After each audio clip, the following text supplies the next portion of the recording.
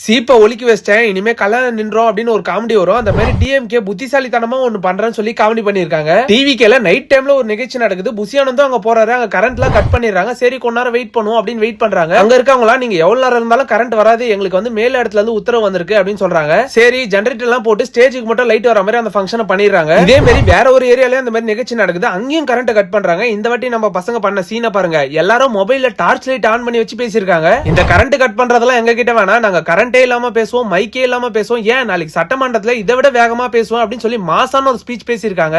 நம்ம புசியானந்தம் வச்சு செஞ்சு விட்டுருக்காரு.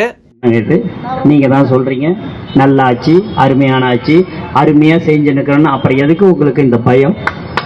என்ன காரணத்துக்கோசம் இந்த பயம் உங்களுக்கு வருது? அந்த மாதிரி தான் ஃபீஸ் கேர புடிங்கி விட்டா ஃபங்க்ஷன் நின்றுமா என்ன? எதுக்கு இந்த வேலை?